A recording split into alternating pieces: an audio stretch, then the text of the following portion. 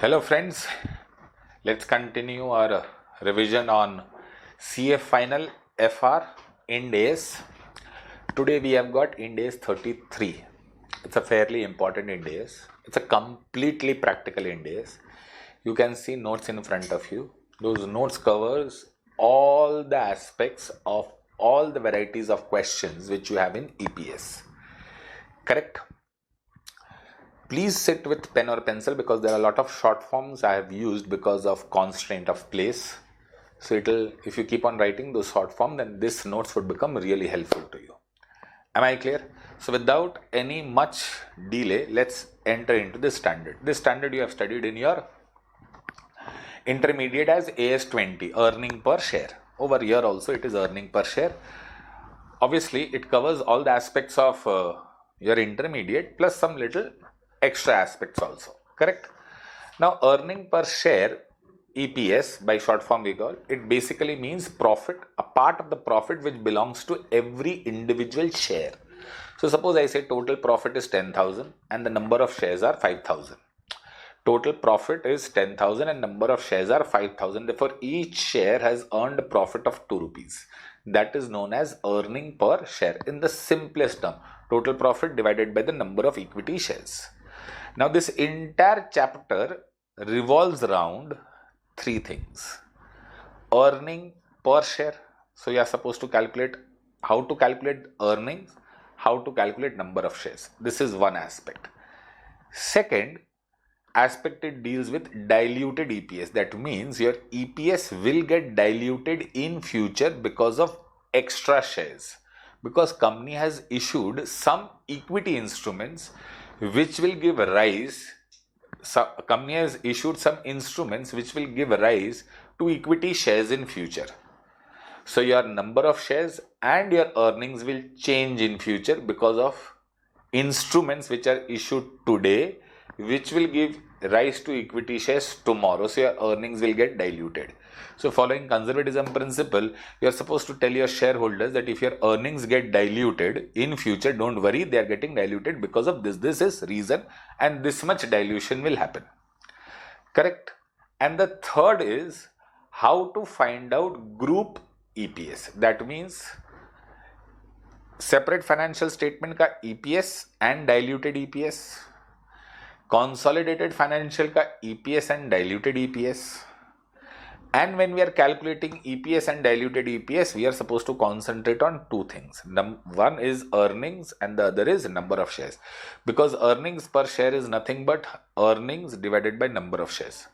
So earnings, how to calculate for BEPS, how to calculate earnings for number of shares for basic EPS. Then how to calculate earnings for diluted EPS, how to calculate number of shares for diluted EPS. Then the same thing for consolidated financial statements. Am I clear? A group EPS. So this standard deals with calculation of earnings, calculation of number of shares and group. Am I clear? Shall we start? Now, EPS is a measure of performance of the company. How is the performance coming? Or how the company is performing. For example, if I tell you EPS of Asian Paints is 10 rupees. Comment, good, bad, very good, very bad. Sir, obviously we cannot say how it is. But if I tell you earnings per share of Asian Paints previous year, it was 12. Then you say, sir, it has gone down. It's bad. Earning per share in the previous year was 7. This year it is 10. So it's good, sir. The company is doing better. Earning per share of Berger Paints is 9. So company is performing better than the Berger Paints. Company Berger Paints ka EPS is 12. Asian Paints ka EPS is 10. Okay, so Asian Paints is performing not as good as Berger Paints. Because in absolute terms, Berger Paints might have a lower profit than Asian Paints. But if Berger Paints has lower profits, then Berger Paints has less number of equity shares. Therefore, earning per share in case of Berger Paints is higher than earning per share in Asian Paints. So we cannot just compare profits of two entities and say one entity is doing better than the other. EPS is a better measure, we say. So EPS, earnings per share, helps us to analyze the performance of the company with itself of the previous year and with the competitors. Am I clear? So earning per share is a measure of performance of the company with itself of the previous years and with the competitors in the market or of the same industry. This Ind AS requires us to calculate EPS in the financial statement for both continued and discontinued operation. The operations which are continuing, uska EPS. The operations which are discontinued, uska EPS. That means company will come to know, shareholders will come to know how much EPS they are foregoing. Correct? Plus we are supposed to learn how to calculate EPS for separate financial statement as well as consolidated financial statements. Am I clear? So broad overview. Earning per share is nothing but earning attributable to each share. Second, this helps us to calculate or measure the performance of the company with itself in the previous year and with the other competitors. Earnings per share should be disclosed on the face of the PL for both continued and discontinued operations, so we can find out how much earnings per share the shareholders have foregone as far as discontinued operation is concerned, and earning per share of separate financial statements and group financial statement, that is consolidated financial statement.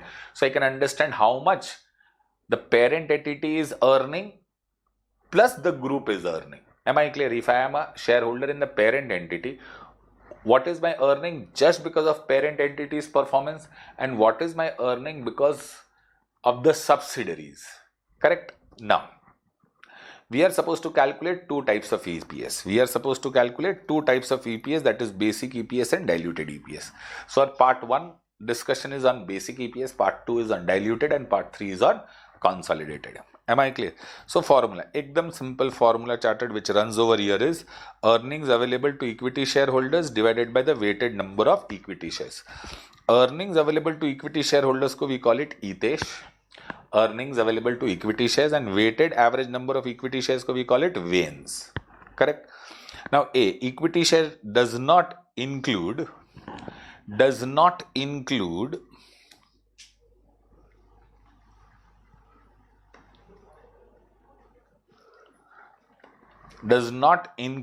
equity as per Ind AS 109. 109 means financial instruments mein, suppose there are debentures and whom we have promised fixed number of equity shares to be issued in future. So those debentures which are supposed to be settled or which are supposed to be redeemed by issuing fixed number of equity shares should be classified as liability or equity? Equity. But that equity is not considered here. Equity means equity shares issued. EPS can be negative also in case of loss. How to calculate EPS, that is earnings available to equity shareholders. Now concentrate. We start with EBIT. Correct?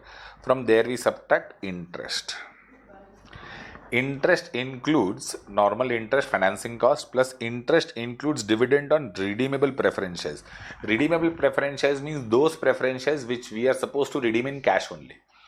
Now chartered, if you have preference shares whom you are supposed to give cash only, that means it is your debt or equity. Debt, and any interest payment on debt is supposed to be treated as finance cost, whether you call it dividend or you call it interest. But since preference shares are redeemable in cash, and you are supposed to redeem preference share after a fixed number of years, you can call it dividend, but it is basically interest only, because any regular payment on debt is nothing but your finance cost. So if there are suppose 9% redeemable preference shares of rupees 10,000, so 9% cumulative redeemable preference shares of rupees 10,000, that means 9% of 10,000 is the committed amount of dividend which you are supposed to pay to your preference shareholders.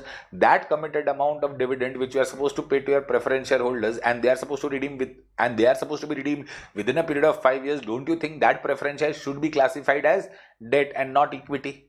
That you must have studied in financial instruments also chartered. So that 9% we are calling it dividend, but that is in the nature of finance cost only.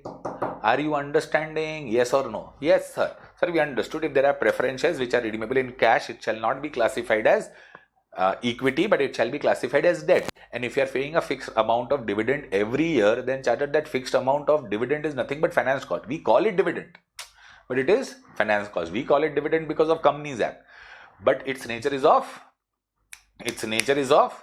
finance cost. Similarly, preference shares, Companies Act classify it's as a part of shareholders fund. But if you logically think, it satisfies all the conditions of a liability. It is fixed amount is payable after a fixed number of years. If fixed amount is payable after fixed number of years, it is liability or equity? Liability, because equity ka definition as per Ind AS is what? Residual interest. Does preference shareholders have residual interest in the company? No. So preference shares are supposed to be redeemed a fixed amount after a fixed period of time, and a fixed rate of dividend is supposed to be given to them. That means it categorically, clearly, candidly, it has all the features of debt. Fixed amount to be repaid after fixed number of years, and fixed rate of dividend should be given every year. Don't you think? Clearly and candidly, it is feature of a debt. So we classify it as debt only, AS. Am I clear? So any dividend on preference shares which are redeemable in cash shall be treated as finance cost, and hence that shall be removed. So these are purely debt.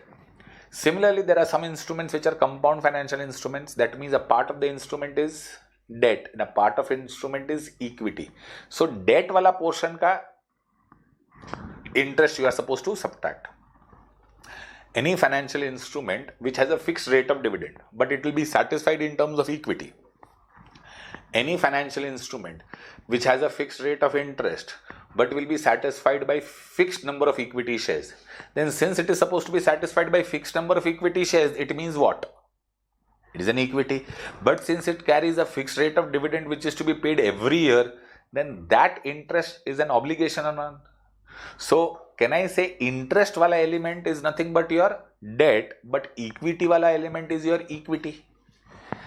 So chartered principal amount ko we bifurcate among debt and equity as we studied in compound financial instruments in financial instruments. Now you are supposed to calculate interest only on the debt part.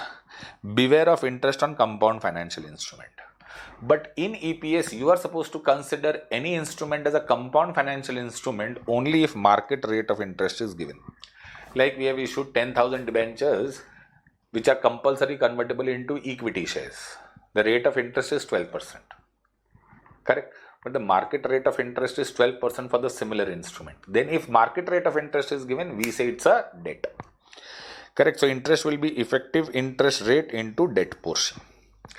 So we compound financial instruments ko we break into two parts, equity and debt. And debt portion per we are supposed to calculate interest as per EIR. EIR is nothing but market rate of interest. For this you need to revise compound financial instruments started and then come. Correct? Only compound financial instruments, not the entire financial instrument.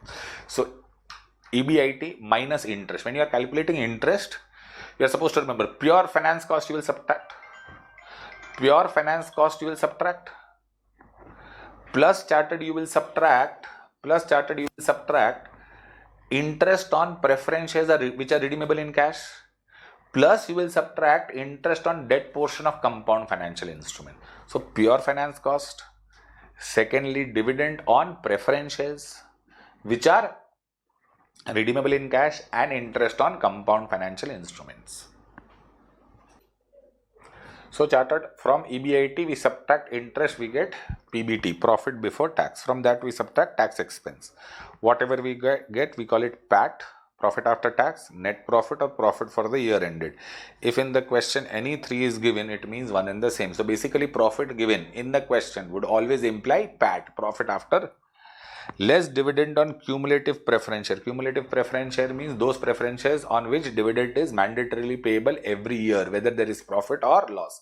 If there is loss, you do not pay in the current year, but you have to pay next year, 2 years ka. So every year we are supposed to subtract dividend on cumulative preference share because it is mandatorily payable. Always. Dividend on cumulative preference shares, non-cumulative preference shares if it is declared. So cumulative, since it is mandatorily payable, then always. Non-cumulative, whenever it is declared, that time only you will subtract. Less settlement loss on redemption, unplanned premium on redemption. Settlement loss on redemption means, suppose if we had told our preference shareholders that we will redeem after 5 years. Correct na? We had told our preference shareholders that we will redeem after 5 years. But chartered, what happened? We decided to redeem after 3 years. So they are feeling somewhat unsafe, or they're not feeling happy about it. Why? Because they were planning to get interest for 5 years or dividend for 5 years, and now we are telling that no, we'll redeem after 3 years. So we gave them, okay, no problem, you can redeem after 3 years, and I will give you 2 rupees per share extra. I had promised them that I will give them 105 rupees. But now I told them, okay, I'll give you 2 rupees extra. That means I will repay 107 rupees. That 2 rupees was not planned earlier. So that 2 rupees loss is accruing now only. That is known as unplanned loss, that we will subtract it here. Correct? Yes, sir. Add or less expenses or income not recorded in PL. So by chance you have missed any income or expense, that should be subtracted. So basically, how does it work? It is number 1, EBIT, less interest. Number 3 types of interest: pure finance cost, interest on redeemable preference shares, and interest on debt portion of compound financial instruments, provided market rate of interest is given. That will give you PBT. Less tax expense will give you PAT or profit. From there we will subtract dividend on cumulative preference share, always dividend on non-cumulative preference shares only if it is declared, and unplanned loss on redemption. Unplanned loss means that loss which we had not promised at the beginning. At the beginning we told instead of 100 we'll give 105. So that 5 rupees extra which we were planning to give earlier, no, that we had taken it as a part of interest through EIR. If you by chance remember your financial instruments, no, that extra 5 rupees we were giving, no, we had considered that in while calculating EIR, that is effective interest rate. But now we have told them that we'll give you 107, so 2 rupees extra we are giving, that we had not planned earlier. So that 2 rupees ka loss we are supposed to subtract it here. Are you understanding? Yes or no? Yes, sir. And apart from that, what will you subtract? Any income or expenses which was missed earlier. That will give you earnings available to equity shareholders. Now, OCI is not considered as a part of EPS. OCI means other comprehensive income is not a part of EPS. Please do not subtract any transfer to reserve. Why? Because transfer to reserve does not make any sense, only because reserves belongs to whom? Shareholders. Equity dividend. Why? Because equity dividend also belongs to equity shareholders. So we do not consider these two. Subtraction of these two items. Why? Because they already belongs to equity shareholders. General assumption: ignore Ind AS 109 unless market rate on such financial instrument is given. Loan, debentures, bond treated as liability, face value into coupon rate. Coupon rate means the rate which is mentioned in the debenture. Preference share treated as share capital, dividend is equal to face value into coupon rate. If market rate of interest is given, we consider it as then we calculate EIR and that we do it. If market rate of interest is not given, move on beautifully without applying too much of common sense. Don't apply financial instruments unnecessarily. Don't apply compound financial instruments unnecessarily unless market rate of interest is given. This is not my thought process, Baba. This is what institute does, and I am sure if institute says 2 plus 2 is equal to 5, we are supposed to shut our brain. In exam, we are supposed to write 2 plus 2 is equal to 5 because marks are more important. So you chartered understood. We are supposed to remember 3 points over here. What are those 3 points? OCI is not considered. Do not consider reserve and dividend, equity dividend, and do not unnecessarily apply compound financial instruments or financial instruments until and unless market rate of interest is given. Now chartered veins. Veins means weighted average number of equity shares. To calculate EPS, we require how many things? 2. One is earnings are available to equity shareholders, that we learned how to calculate. Then chartered number of equity shares. Now we are supposed to consider how to calculate number of equity shares. It means number of equity shares adjusted with time factor. This time factor ko from now onwards we will call it period factor, PF. Remember the short form. This time factor ko from now onwards we will consider it, we'll call it as period factor or PF. Time factor is number of days or months for which shares are outstanding as proportion of total number of days or months in a year. Sir, oh sir, what you have written over here, I did not understand a word. I also did not understand a word. Beta वापस पढ़ते. Let's read it once again. Time factor is number of days. Time factor is number of days or months for which shares are outstanding. Acha, so if they are outstanding for 8 months, we'll do 8 as proportion the total number of days. If they are outstanding for 8 months and the total number of days is 12 months, so we'll multiply it by 8 by 12. But why chartered? Now understand. Suppose if I tell you 5,000 shares were there at the beginning of the year. I am sure you know, but just still explaining. By chance, if anybody does not know, because we have learned this in inter only. 5,000 shares you have for full year. So we'll take 5,000 shares only. Now this 5,000 shares were there for how many months? 12 months. Now I issued 12,000 shares on 1st of August. So they were there in the business 1st of August, so August, September, October, November, December, January, February, March, 8 months. So into, that is 8,000 shares. Now why do we multiply with 8 by 12? We are trying to say that 12,000 shares for 8 months is equivalent to X shares for 12 months, because we want shares in terms of 12 months. If I had invested in 12,000 shares and kept it for 8 months, or I invest in X shares and keep it invested for 12 months, it is one and the same. So 12,000 shares for 8 months, 12,000 shares for 8 months is equal to X shares for 12 months. Therefore, X is equal to divided by 12. That comes to 8,000.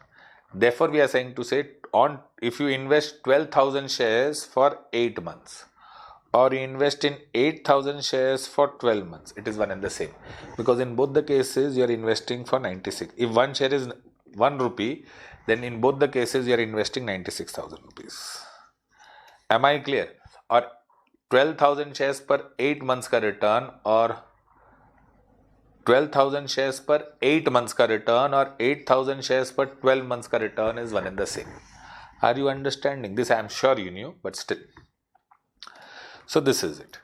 Now charted. So it is written over here. It means number of equity shares adjusted with time factor. Time factor is the number of days or months for which shares are outstanding as proportion to the total number of days or months in a year. Sir, what is this? It means number of equity shares adjusted with time factor. Time factor is number of days or months for which shares are outstanding.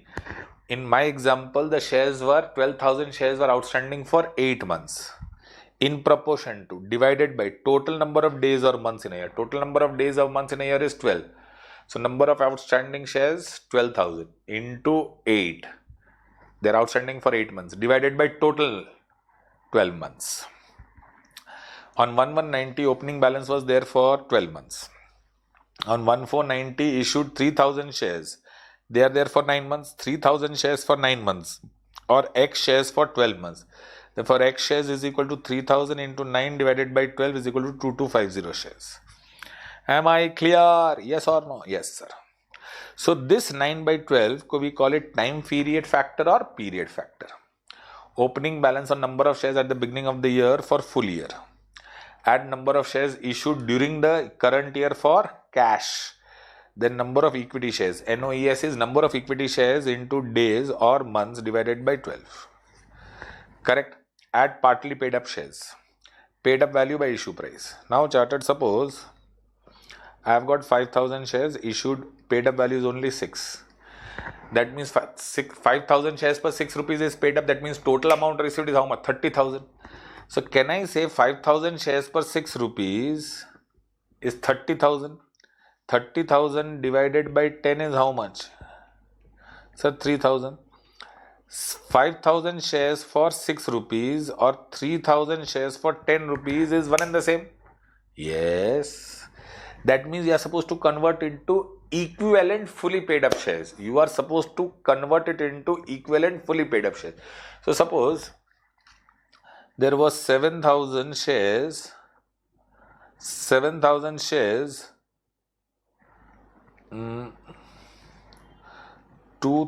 shares per 6 rupees is paid up. 2,000 shares में 6 rupees is paid up. That means how much is paid up? 12,000 rupees is paid up. Divided by 10 is how much? 1,200 shares fully paid up. That means 2,000 shares per 6 rupees paid up, or 1,200 shares per full 10 rupees paid up is one and the same. Yes, that means we are trying to convert partly paid up shares into equivalent, not equal, equivalent fully paid up shares. So we over here, how do you read? 5,000 shares, 6 paid up, or 3,000 shares, 10 paid up is one and the same. 5,000 shares, 6 paid up, that is 30,000.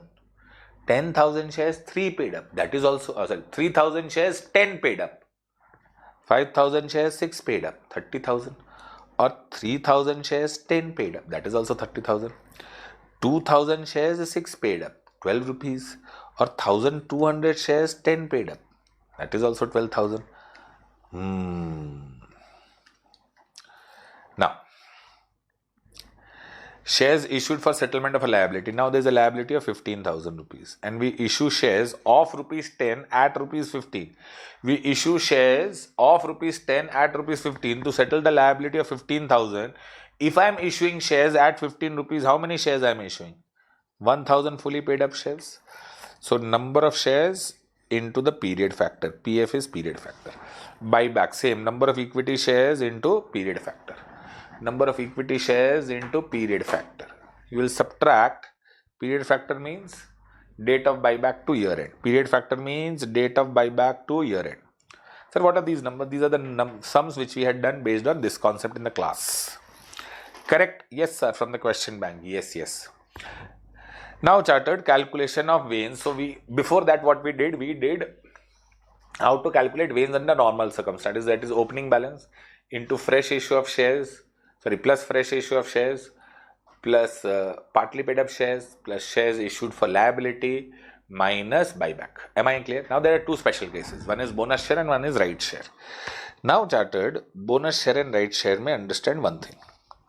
Bonus share and right share may understand one thing. Suppose this is 9091. There were 10,000 shares. 91, 92. There are 10,000 shares. But the company issued bonus shares in the ratio 1:5. So how many bonus shares company will issue? 2,000 shares. So number of shares became how many? 10,000 were there, 2,000 issued, so 12,000 shares. Correct? Last year the profit was 50,000.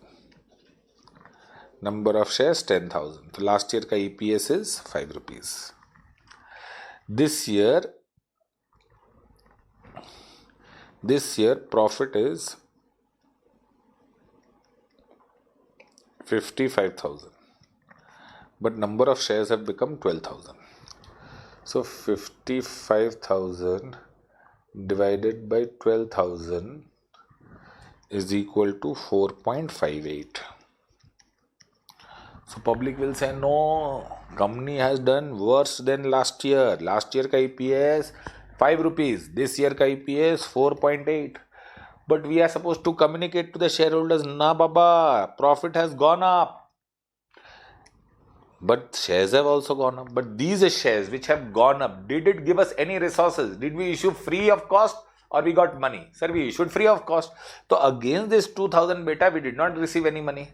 So we say last year also if these 2,000 shares were issued, then last year ka what would have been the EPS? Then it would have been 50,000 divided by 12, 4.16. So first thing, because of bonus issue, the number of shares bonus issue last year ka EPS should be restated so that it becomes comparable. Otherwise, people will think that we have done bad in comparison to last year, although our profit has increased. So we are supposed to tell them, Nana, we have done good only because these bonus shares, so last year say we increased our profit by 5,000. But you are seeing lesser EPS because number of shares have increased. So people will say if number of shares have increased, so your capital has also increased. No, we'll say Nana, number of shares has increased, but total capital did not increase because we issued these shares free of cost. So these are the shares without resources. So if these were the shares without resources, that means last year ka resources and current year ka resources are same. Last year ka resources and current year ka resources are same. But last year we earned 50, this year we earned 55, so we have done better than the last year. So we restate the EPS of last year including bonus shares. That means last year also if bonus shares were there, then what would have been the EPS? This you understood. So if there is a bonus issue, you are supposed to restate the EPS of last year. Now charted, suppose 90, 91. How many shares? 10,000. Correct? 91, 92. How many shares? 10,000. Last year का profit 50. This year का profit 55. Under normal circumstances, last year का EPS 5. This year का EPS 5.5. Now company issued bonus shares 1:5. That means for every 5 share there is 1 bonus share. For every 5 share there is 1 bonus share.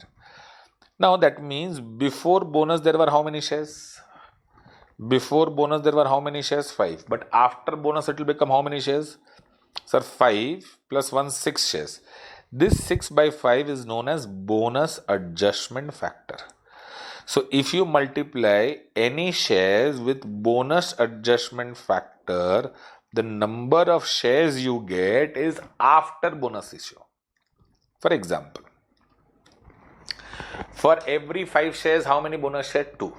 So how many shares we have? Sir, we have got 10,000 shares. So on 10,000 shares, logically, how many bonus shares? Sir, 2,000. So 10,000 में 2,000 bonus shares. So total number of shares will become how much? 12,000. Instead of that, can I say 10,000 into 6 by 5? So it will become 12,000 only. 10,000 into 6 by 5. It will become how much? 12,000 only charted. Correct? So we say number of shares into bonus adjustment factor. That will give us, so these are the number of shares before bonus. If you multiply with bonus adjustment factor, you will get number of shares including bonus.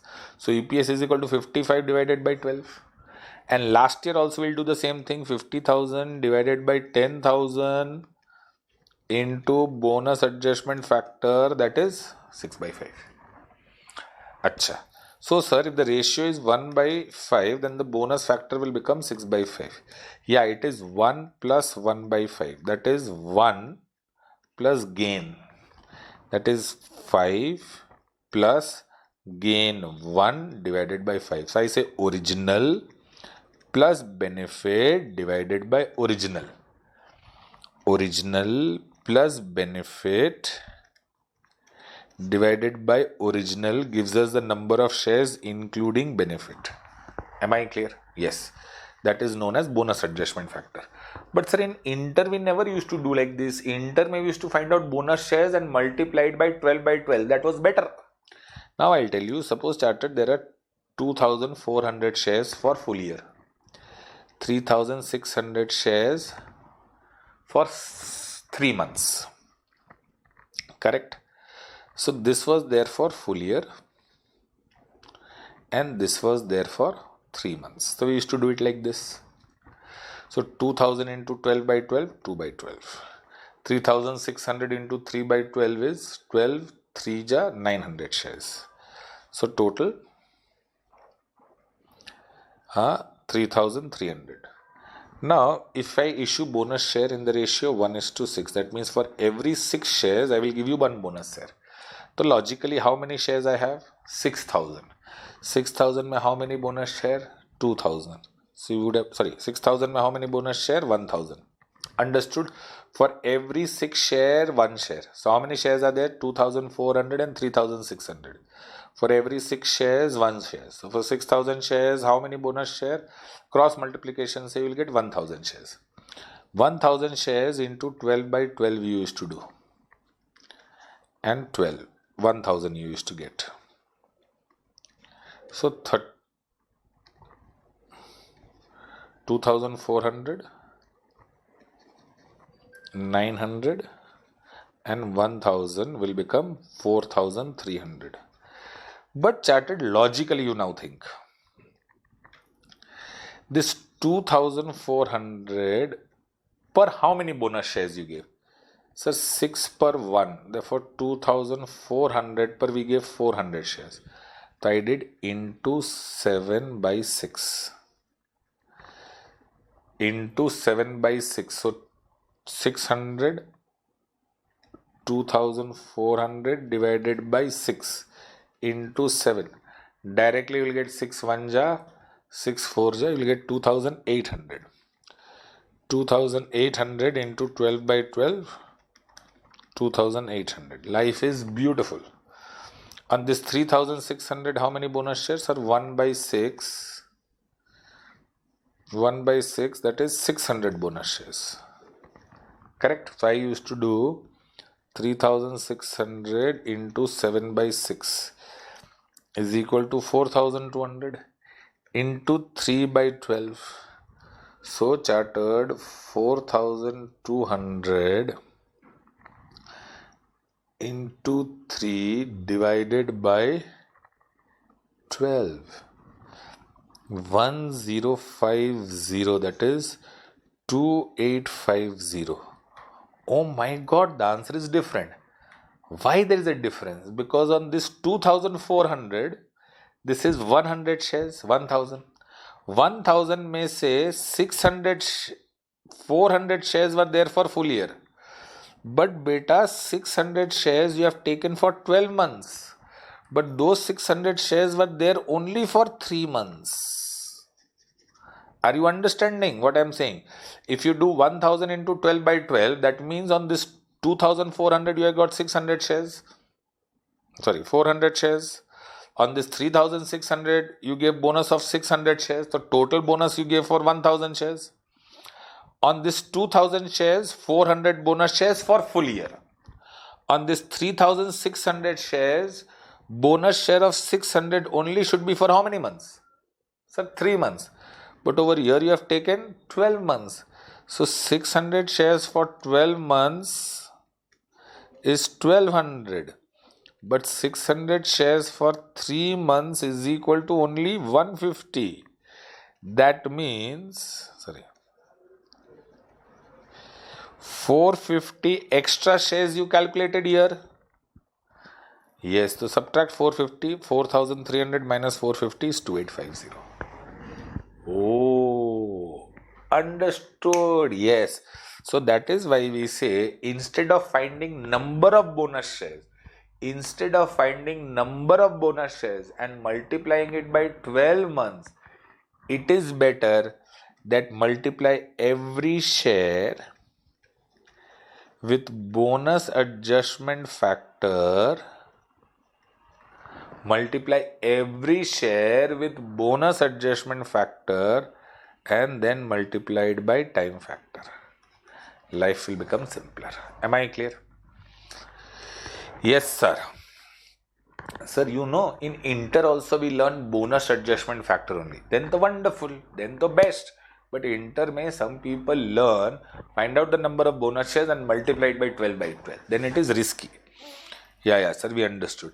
Hence 5000, see over here it is given. The entity will get the number of, so therefore multiply number of shares outstanding before bonus issue with bonus adjustment factor, so the entity will get the number of equity after bonus. Bonus factor is equal to 1 plus bonus ratio. Bonus factor is equal to 1 plus bonus ratio. If bonus ratio is 1 by 4, then bonus factor is equal to 1 plus 1 by 4, 5 by 4, 1 plus gain. Hence 5000 shares before bonus is equal to 5000 into 5 by 4, 6250 shares including bonus. Then we did these questions in the class. You must be remembering. So many questions we did on bonus shares. Now right share chartered. What are right shares? So right shares are free equity shares. Now understand the concept very carefully. Right shares are free equity shares. No, Baba, it is not free equity shares. Right shares are concessional shares. Right shares are fresh issue of shares to existing shareholders at concessional rate. What is concessional rate? If the market value of the share is 200, if market value of the share is 200, we will issue shares lesser than the market price. Don't assume lesser than the face value. Concessional rate means lesser than the market price. Okay. Sir, I have got two doubts. First of all, why will company issue right shares? Exactly. Why will company issue right shares? paisa, capital, fresh capital is required. Second doubt is why their companies are issuing at concessional rate. They should issue at market rate or up higher than the market rate. If they issue at the market rate or higher than the market rate, no, public will not come to the company. Public will buy shares from the market only. Why will it come to you? Oh yeah, no. That means if you issue shares at lower than the market price, public will come running to you and say, give me shares. Are you understanding? Yes. Now understand one more thing. Now chattered, I went to the market. My mama told, listen very carefully. My mama told, go Dipesh, get 9 pencils from the market.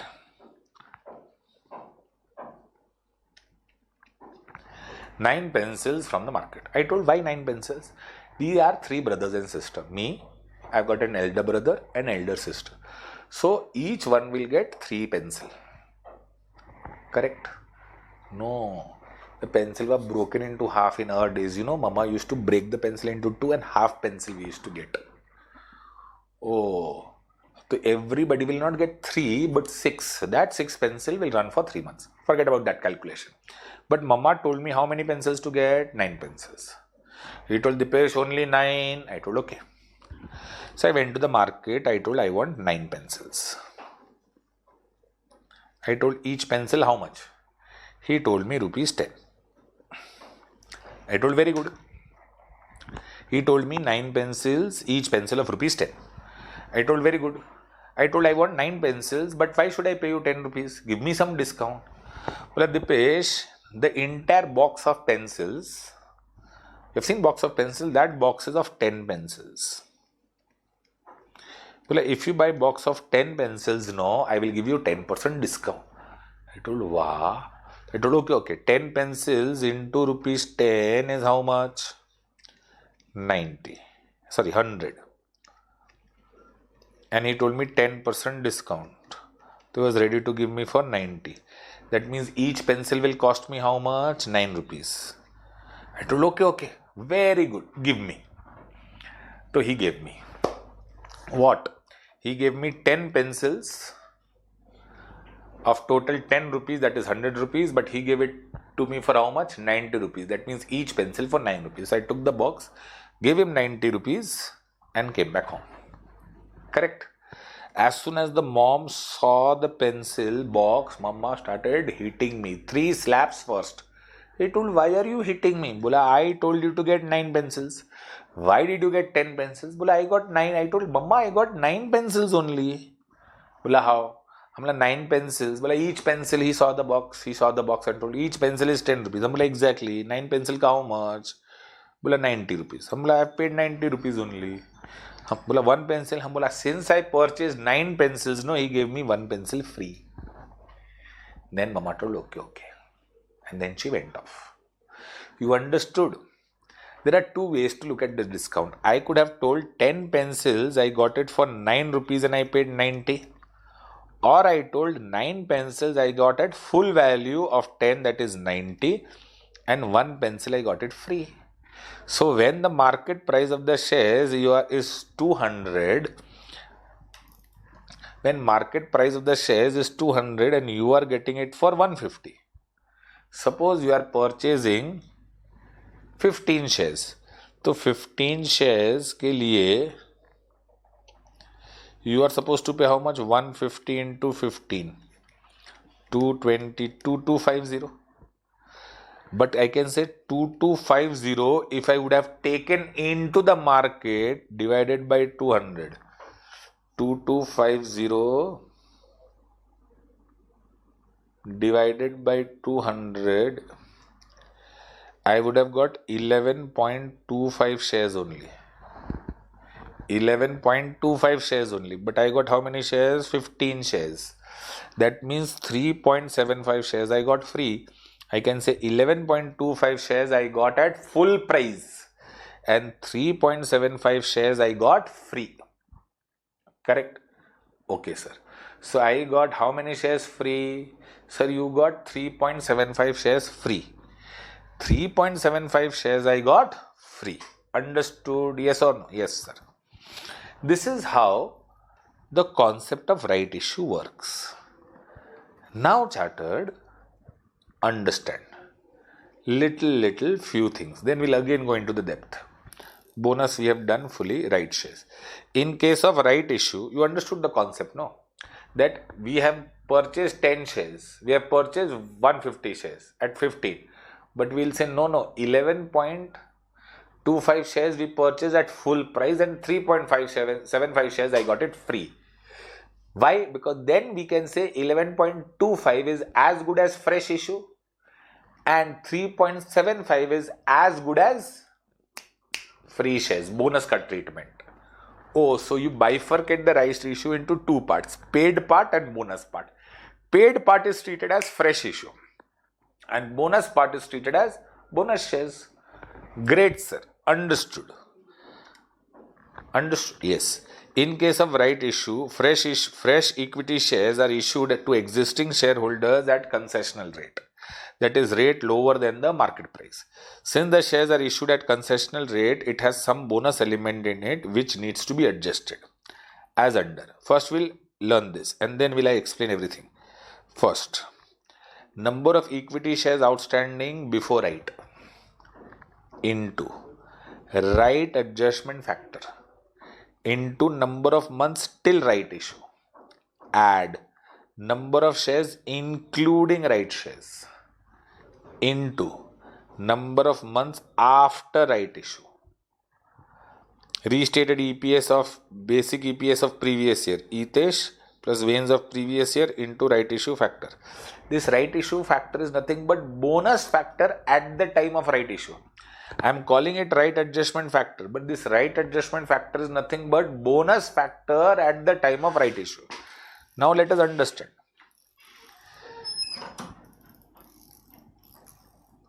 Now, right adjustment factor ka formula, come right price by x right price. How everything I got? This logic, everything will I adjust. First you understand right adjustment factor is nothing but bonus adjustment factor at the time of right issue. Okay, sir, right adjustment, how do you calculate that? Come right price divided by x right price. Sir, what is come right price? Price of the shares is including price of the rights. Price of the shares including price of the rights. Acha, now understand. Price of the shares including price of the rights. Now chartered, suppose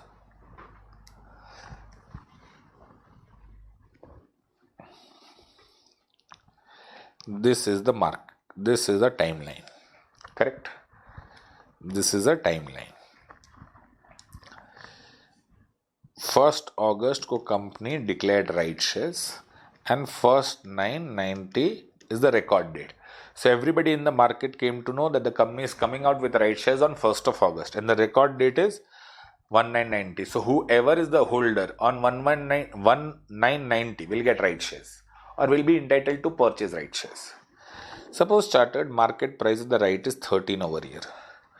During this period, the price of the shares will go up or come down. So price before 1st of August is 13, correct?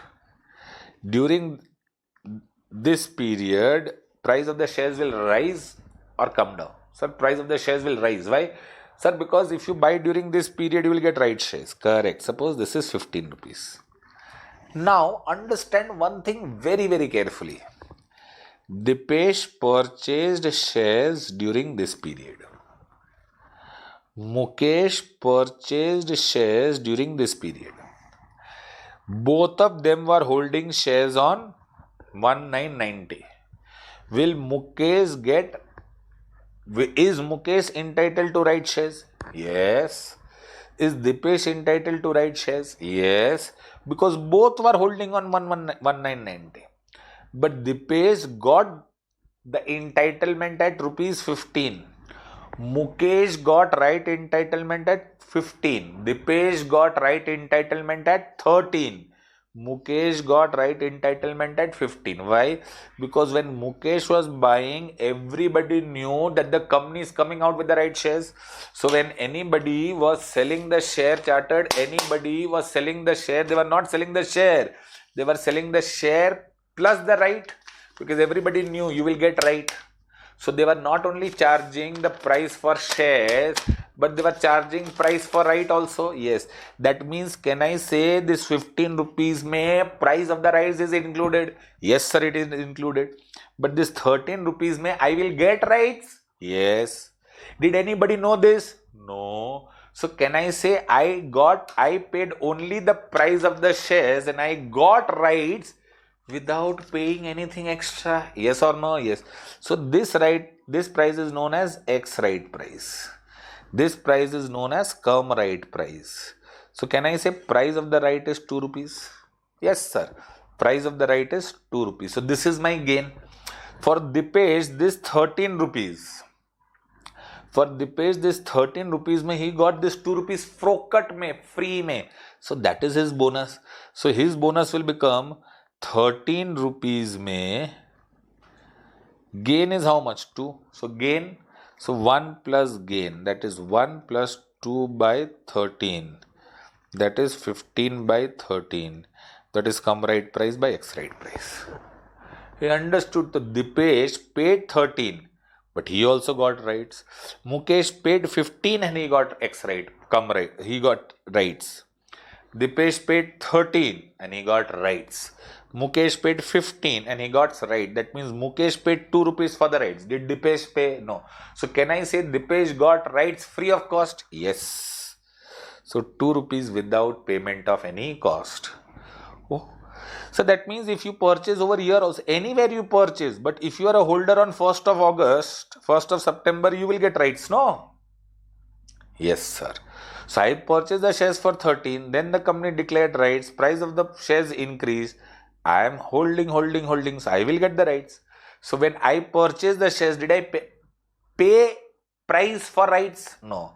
When Mukesh purchased, did he pay price for rights? Yes. How much? 2 rupees.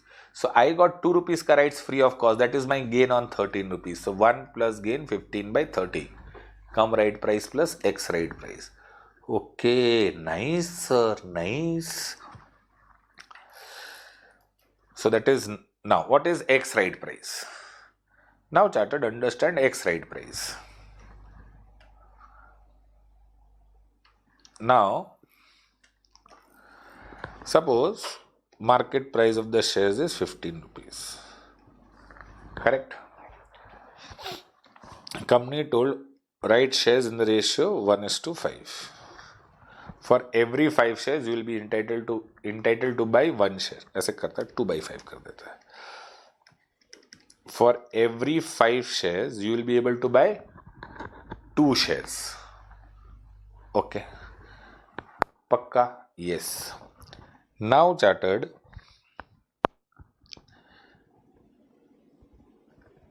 each share was offered at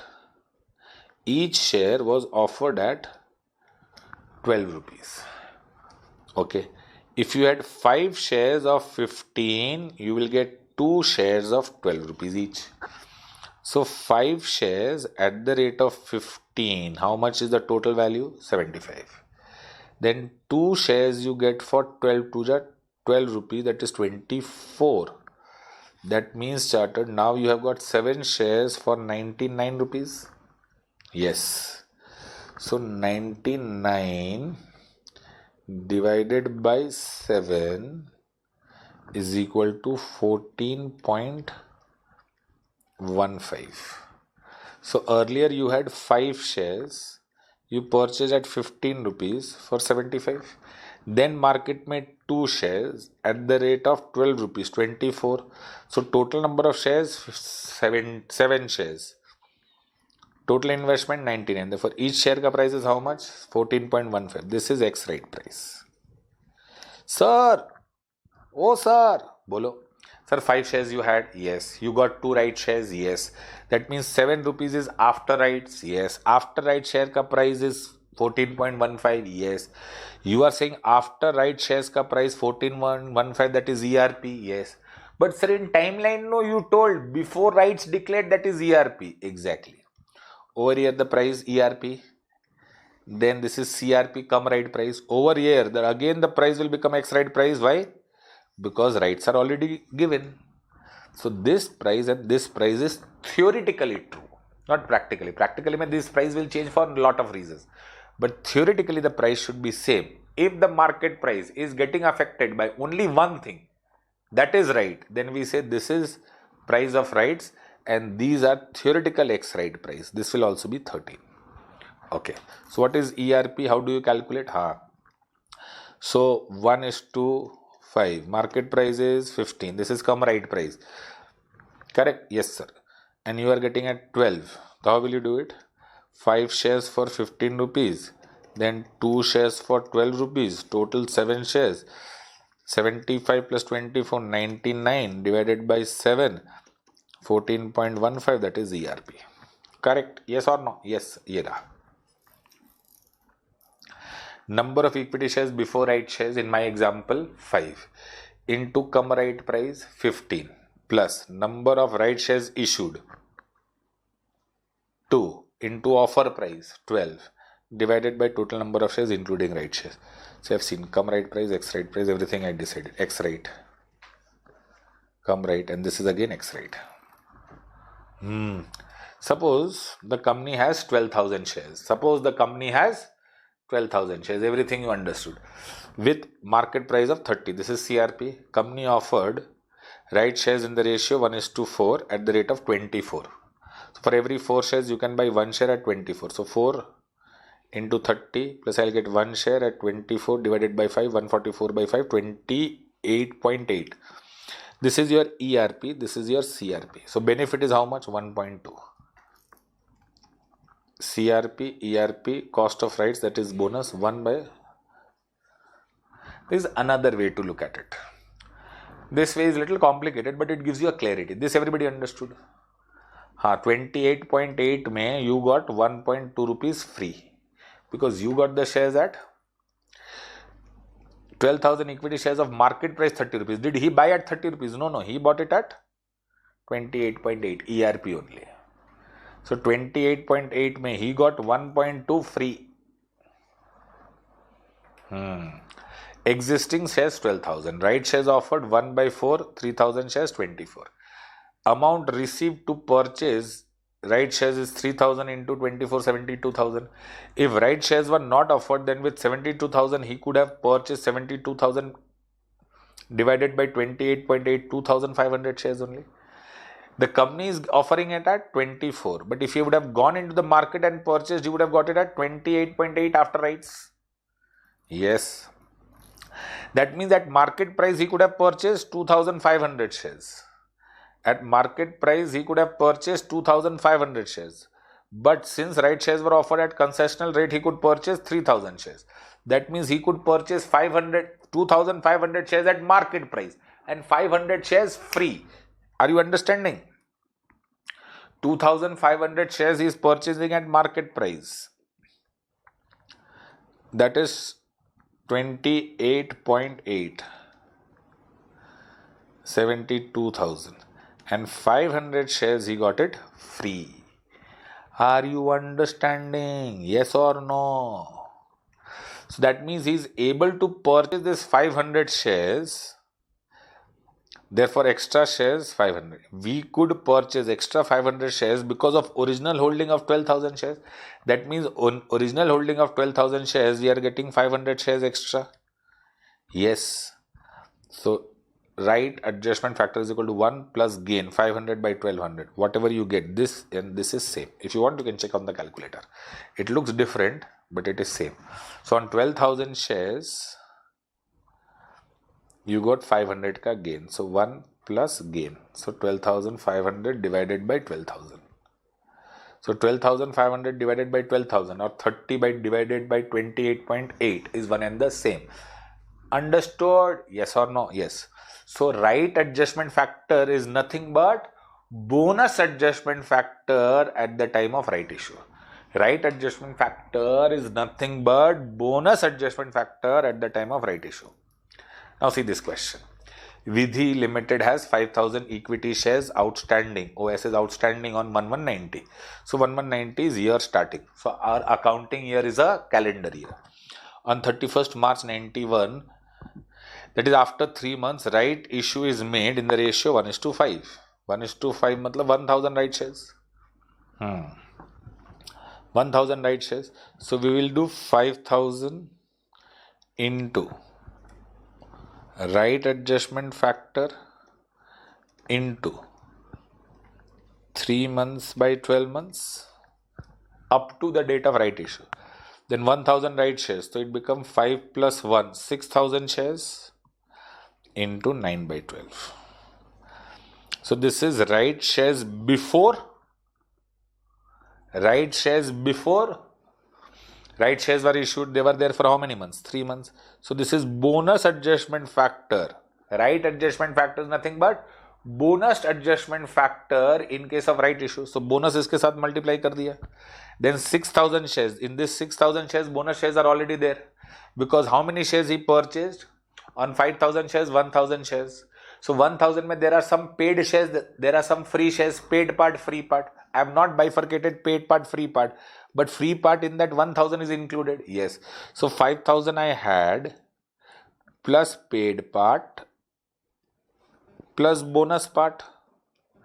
Paid part plus bonus part together is 1000 shares, no? So if you're saying 6000 shares into 9 by 12. देखो यहाँ पर number of right shares issued 1000. ERP 5 into 10 ratio 1:5. 5 into 10 into 1 into 7 divided by 6 shares 9.5. Right adjustment factor 10 by 9.5 CRP by ERP. This is bonus factor. This is bonus factor in case of right issue. Dipesh opening balance 5000 into bonus factor. Into 3 by 12 period before right issue. 6000 opening balance 5000 plus 1000 right 100 into 9 by 12 period after right issue. Before right issue we'll take only bonus, after right issue everything. Understood? If you wanted by old method I could have done it, but remember now this is for exam. Otherwise in class I would have broken up and showed under old method and under new method. But I think it is enough. On 5000 shares into 10 by 9.5 into period before right, 6000 shares including right shares into period after. So now this formula gets justified. Number of equity shares outstanding before right issue into right adjustment factor into number of months before right issue. Add number of shares including right shares into number of months after right issue. I have not multiplied by right adjustment factor wise because bonus shares are already included in right shares. Correct? Yes sir, no sir, yes sir. So basic EPS 89, basic EPS 90 and restated. So 5000 into again bonus adjustment factor, that is right adjustment factor at the time of right issue.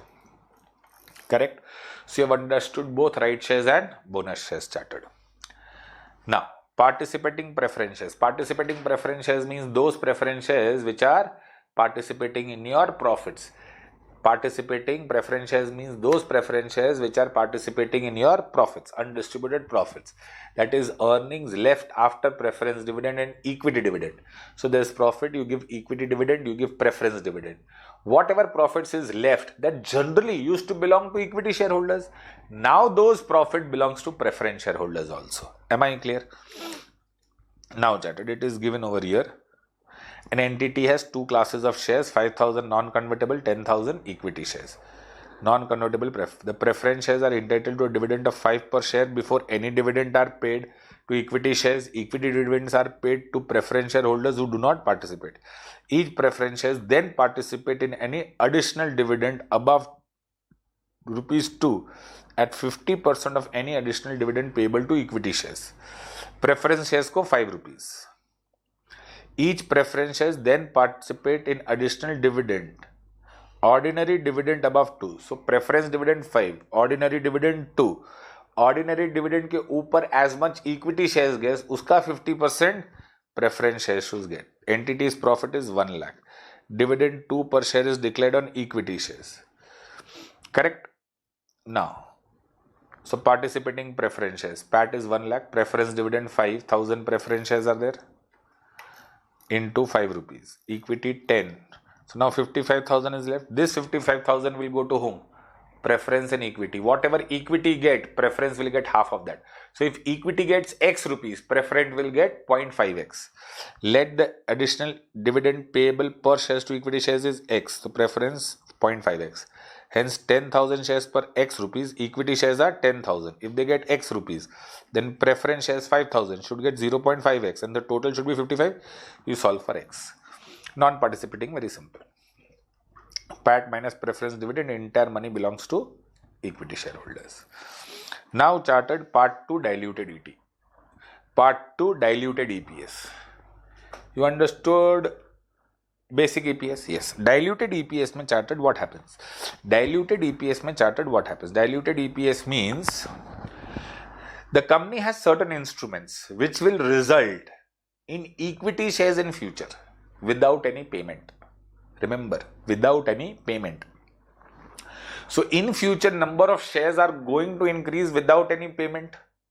So number of shares will increase, earning remaining constant, EPS will decrease. If EPS decreases, no, people will say, previous year was better. Bonus share में current year में भी declared bonus.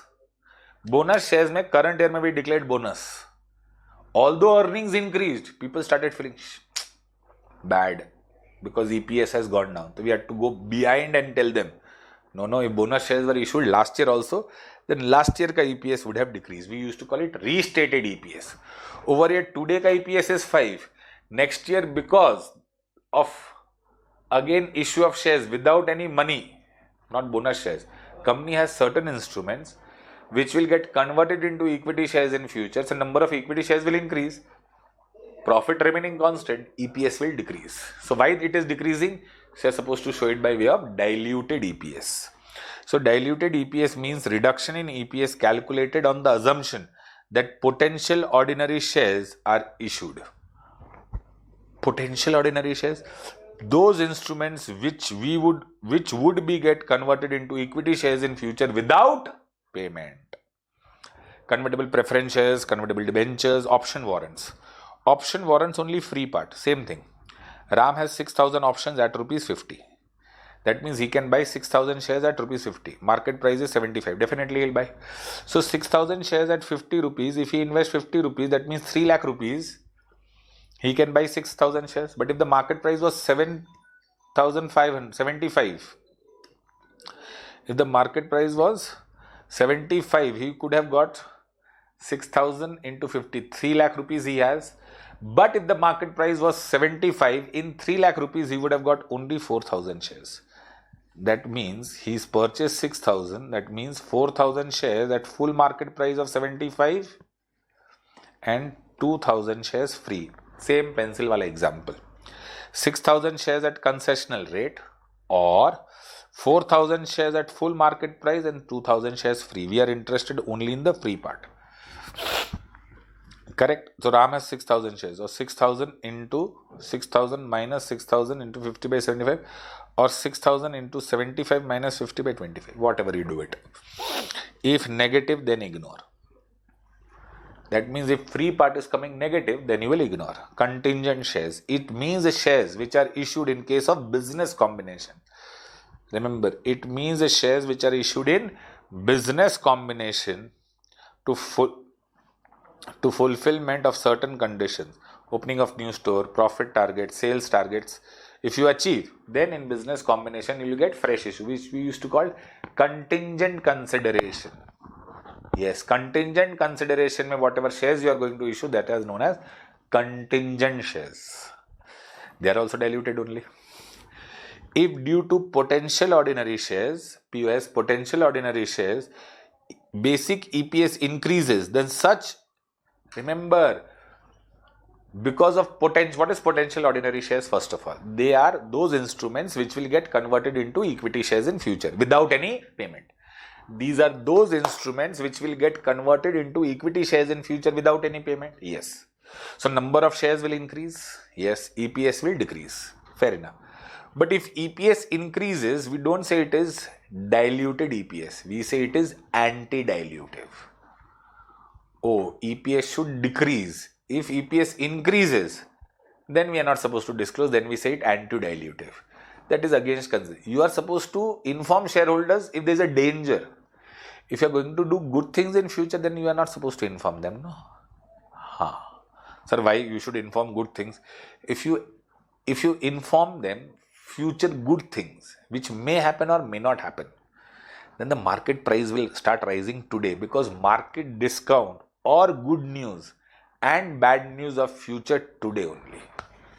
This you will understand if you are into the market. Market discounts all good things and bad things of future if they come to know today in price only. Suppose equity shares is 5 lakh. Number of equity shares 5 lakh. 12%, 6,000 preference shares of rupees 100 each, total 6 lakhs. Each preference shares is converted into 5 equity shares. So BCA EPS is 5 lakhs divided by 5 lakhs, 1 rupee.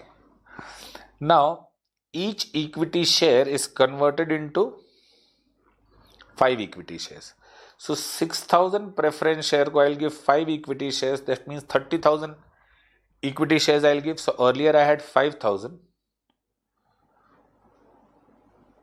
The 6,000 into 5, 30,000 extra equity shares. So number of shares will become 5 lakh 30. Yes.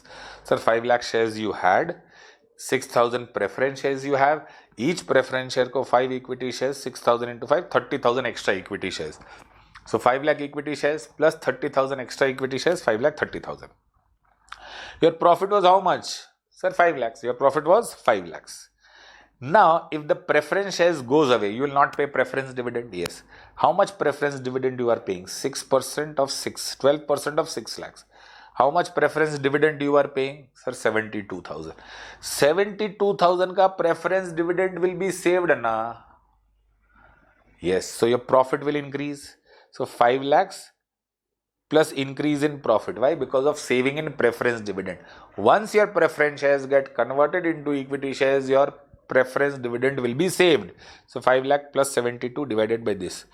Ayyo Rama.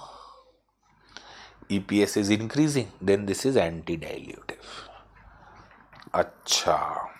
Now, EPS. How to calculate EPS for diluted EPS? How to calculate EPS for diluted EPS? EPS for basic EPS, usual.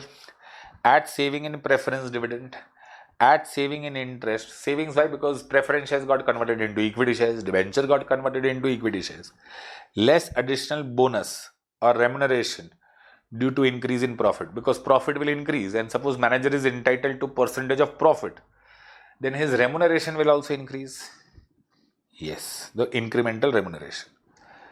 Add fair value changes. If there is a... Now, add fair value changes. This is little dicey. Understand this. Now, preference shares and debentures which we have kept, that could be at ACM and could be at fair value. Yes. If we are accounting them at fair value, FVTPL or amortized cost method. Yes. If we are showing our liability at amortized cost method, then changes in liability may result in loss. Yes or no? Correct, incorrect? Yes. Now charted, if debentures got converted into equity shares, you will not account for changes in fair value. Yes. So whatever changes in fair value ka loss you had booked, that you will remove. So profit will go up. Shit, this is dangerous. Because of you are accounting debentures and preference shares under FVTPL. Correct. So now if you are converting that debentures into equity shares, it is no more a liability now. No.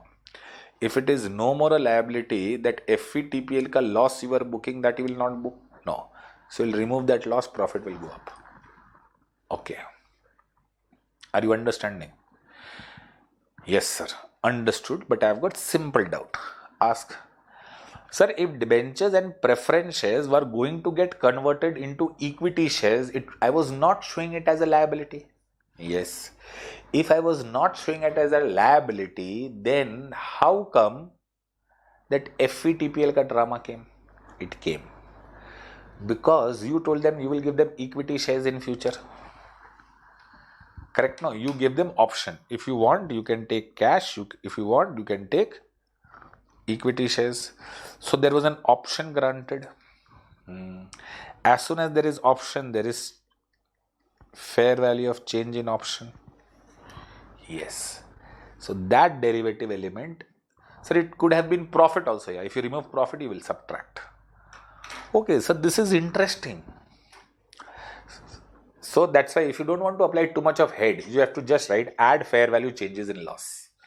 Because when this was not accounted as equity, you had given them option equity or cash. So you had bifurcated as compound financial instrument. Yes, you had given them option. If this is an option chartered, it will have fair value option wala drama. FVTPL, FVOCI. Correct. So that time fair value of option changed. You had booked a loss. Liability book किया था FVTPL में. So you had booked a loss. Compound financial instrument, you broke it, equity and debt वाला portion you were accounting under FVTPL. FVTPL में loss book किया. That loss you had written in PL. Now you are giving them equity shares. That means that option is gone. Option का loss also gone. Option का loss gone. Remove that loss, your profit will shoot up. It is there in this question, though I wrote it in the format only, so it will become easier. But now you understood what is happening over here. Yes, sir. Now, you are supposed to remove savings in interest. You are supposed to remove savings in preference dividend. But for what period? Period I have written over here, understand very carefully. Period I have written over here, understand very carefully.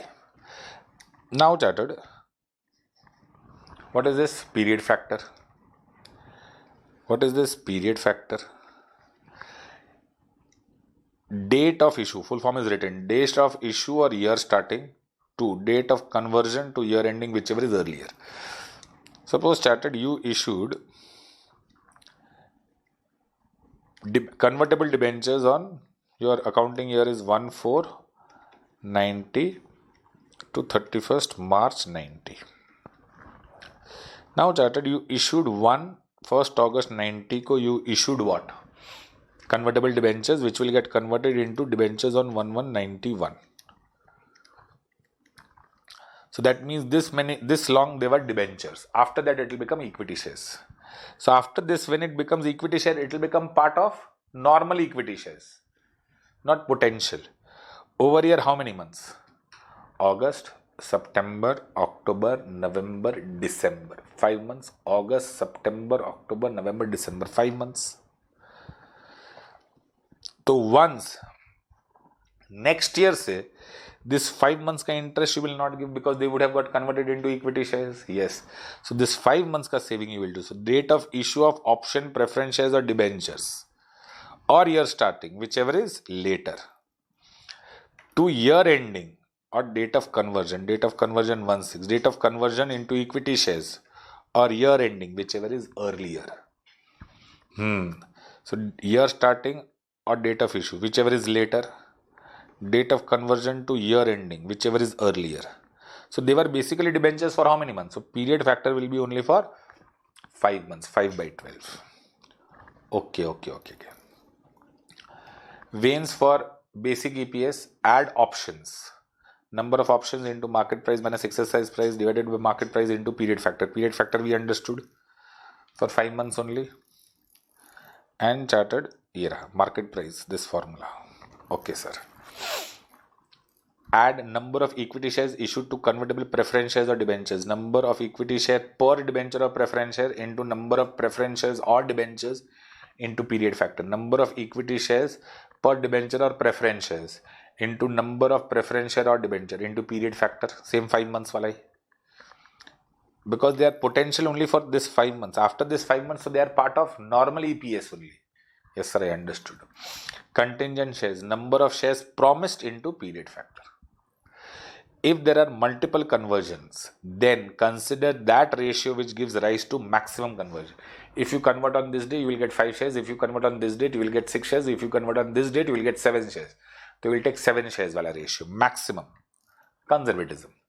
All convertible preference shares or debentures are compound financial instrument, and hence when we are calculating savings in interest, it should be calculated on debt portion of compound financial instrument. But we are considering it as compound financial instruments only if market rate of interest is given, that I told you earlier only, without conversion option given.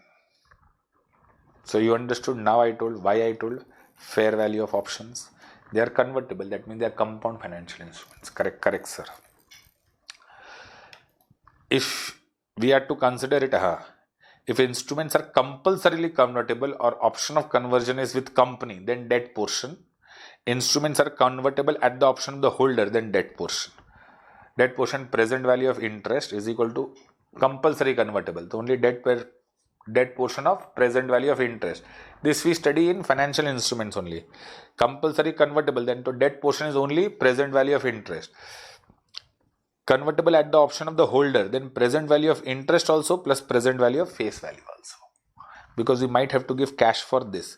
Compulsory conversion, but the principal though we are not supposed to give cash. Only interest we are supposed to give cash. So interest ka present value.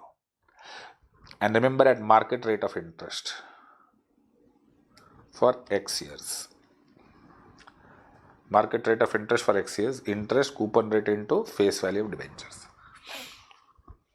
Present value annuity factor market rate of interest for X years. This is annuity factor into interest. How will you calculate interest? Coupon rate, that is 10%, 12%, which is written debentures into face value of debentures. This is how you calculate debt portion. But if the instruments are convertible at the option of the holder, then so you are going to pay interest also and cash also.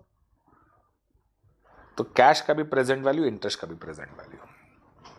Now, incremental EPS ka matlab incremental earnings by incremental shares. Like savings in interest. That is your incremental earning divided by the incremental shares. These are the questions. In case of multiple potential ordinary shares, that means there are more than one ordinary shares. Step 1, calculate incremental earnings. Okay. Impact of POS on earnings divided by POS. Start ranking them. POS should be ranked in order of incremental earnings, lowest first. That means incremental earnings lowest, it will lead to anti-dilutive. Lowest will lead to dilutive. Highest incremental earnings will lead to anti-dilutive. So lowest is ranked first. Then BEPS, earnings, shares, EPS.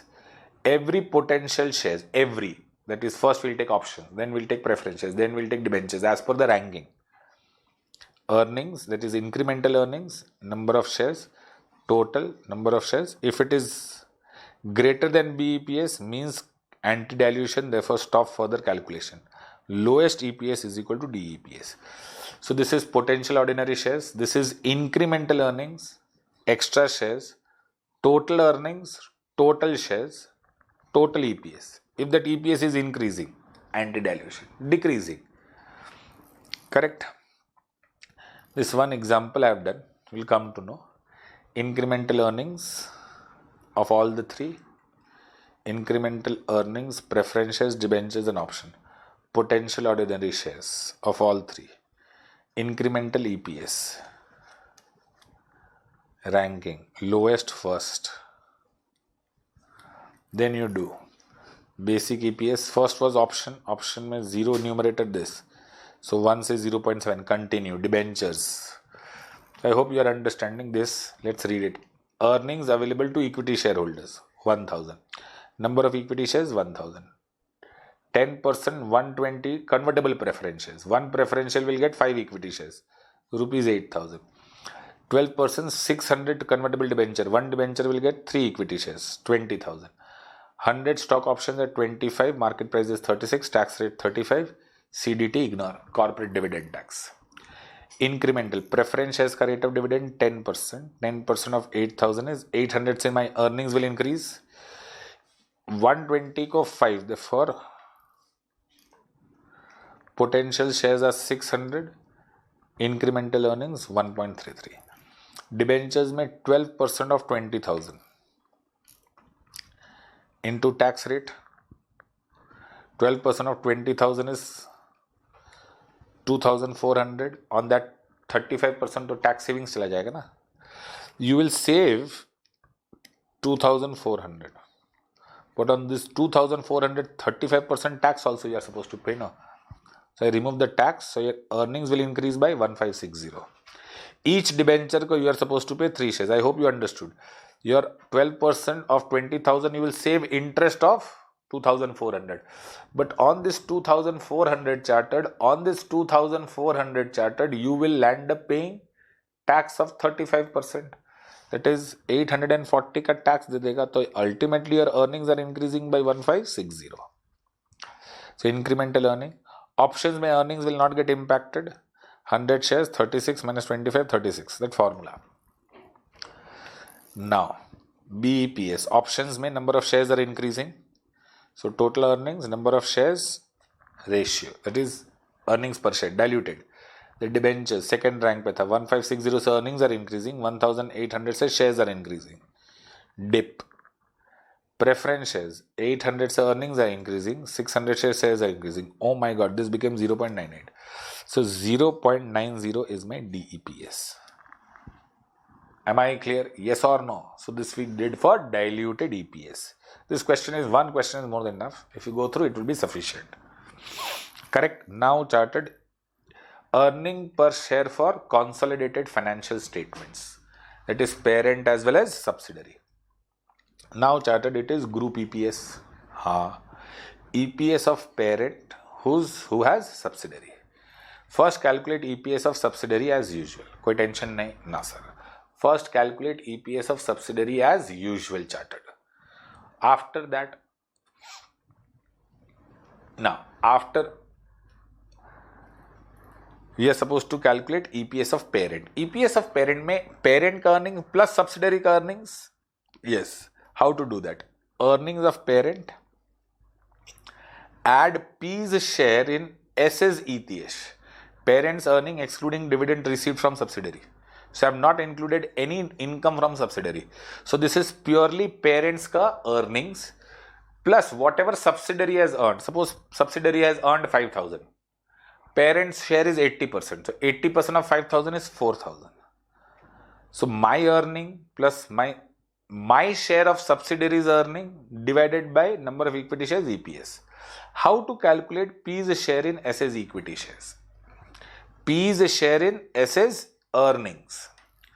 P's shares in S's earnings chartered first preference. Number of equity shares held by P into basic EPS of S. I have got 5,000. Total subsidiary has 5,000 shares. Total subsidiary has 5,000 shares. Out of which 4,000 shares I have. Who am I? Parent. Subsidiary ka EPS is 3 rupees. So 4,000 into 3 is my share of subsidiary's earning. Number of equity shares held by parent 4,000. Basic EPS of subsidiary 3. So my share of subsidiary's earning is 12,000. Second preference. Subsidiary ka earnings is 5,000. My stake is 80%. 80% of 5,000 is how much? 4,000. Example. S's equity shares 5,000. 4,000 held by P. EPS 3. Same. So my share is 12. NCI ka 3. This is simple. Yes. You will calculate EPS of subsidiary normally, but parent ka my earnings plus subsidiary ka earnings, that will give me total earnings divided by the number of shares parent has. Please do not add subsidiary ka shares. Number of equity shares of P only, because you are calculating EPS of P. Correct. Suppose I have got 10,000 shares, my own 10,000. Subsidiary ka 4,000 shares I am holding. My share capital is 10,000. So I am calculating EPS for this 10,000, not 10 plus 4 you do. Because that 4,000 is my investment. This is my share capital 10,000. So my earnings plus subsidiary ka share of my earnings divided by the number of shares I have. I have 10,000 shares divided by group EPS, DEPS. This is interesting. Subsidiary ka to both you calculated as it is. Now, kahani mein twist. EPS for DEPS, we are doing for parent. EPS of parent before adjustment of its own POS. Own POS matlab. Now when I say DEPS, I am supposed to consider potential ordinary shares of parent also, potential ordinary shares of subsidiary also. So this is EPS of parent without considering his potential ordinary shares. Suppose parent has some debentures getting converted into equity shares. So parent would save interest on that. Interest on savings is still not considered. So before adjustment of its own POS, ठीक है. P is a share of S's EPS for DEPS. S's earnings for DEPS जो था उसमें parent का share. Number of equity shares of S held by P including POS. Suppose chartered S has 1000. S has 1000 debentures which will get converted into equity shares. S subsidiary has 1000 debentures which will get converted into equity shares. Out of that 1800 parent has. So number of equity shares including 800 of S's into DEPS. So now suppose parent had 4000 equity shares and 800 debentures, both in subsidiary. Now, so 4000 equity shares I have, plus subsidiary is saying that every debenture it will issue equity shares. In what ratio? 1:1. So 800 debentures will get how many equity shares? 800 equity shares.